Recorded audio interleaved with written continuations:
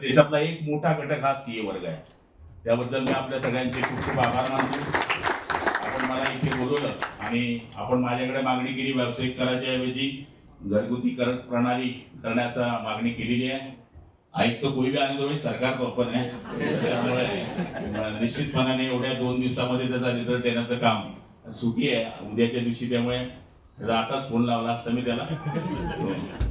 निश्चितपणाने सोमवारी आपल्याला याचा रिझल्ट देण्याचं काम मी आपल्याला करेल. कारण की हायकोर्टाचा निर्णय आहे.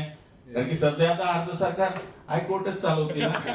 त्यामुळे निश्चितपणाने आम्ही त्या कोर्टाच्या आधारावरच या गोष्टी सांगण्याचा प्रयत्न करू. जिल्ह्याच्या ज्या परवानग्या आहेत त्या एक खिडकीतून कशा व्हाव्या याचा सुद्धा पुढच्या काळामध्ये आमचा प्रयत्न असणार आहे. मला तरी असं वाटतं की सीएनच्या समोर बोलणं म्हणजे पूर्ण आमचा बॅलन्स ठेवूनच आम्हालाही बोलावं लागते. आणि मी या कार्यक्रमाला याच्याकरता आलो की मी इथं आला की माझाही बॅलन्स वाटतो. मागच्या वेळेस मी निवडून आलो होतो त्यावेळेस फक्त 40,000ने आलो होतो आणि आता आलो तर 60,000ने आलो. म्हणजे मी तुमच्याकडे येत असतो तर पैशांचे अकाउंट वाढणारे मंडळी येते आमची मत वाढवण्याच्या हिशोबाने येत असतो. कारण की एक सीए म्हणजे काही साधा नाही आहे.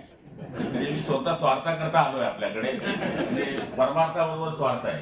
कारण की माझे जेवढे क्लायंट्स नाही तेवढे तुमचे आहेत. कारण की तुम्ही कोणाला कसं पटवून द्या की हा माणूस चांगला आहे की नाही तिथेच आमचा कार्यक्रम होऊन जातो. त्यामुळे व्यापारी असतील, सीए असतील, छोटा मोठा उद्योजक असेल, इव्हन पान ठेलावालाही असेल त्याच्याशी तुम्ही रिलेशन जर मेंटेन केले तर राजकारणामध्ये फार मोठा सपोर्ट होतो. असा माझा आयुष्यामधला अनुभव आहे. आता नेक्स्ट टाइमचा विचार करायची काही गरज नाही आहे. याचं कारण असं आहे की आम्हाला तर 5 वर्षांनी परीक्षा द्यावी लागते. नोकरीवाल्यांचं बरं आहे, तुमचं बरं आहे, तुम्हाला मरेपर्यंत तुमचा पेन चालते. आम्हाला 5 वर्षात परीक्षा द्यावी लागते. 5 झाला तर ठीक, नाही तर पुन्हा 17 नंबरचा फॉर्म भरावा.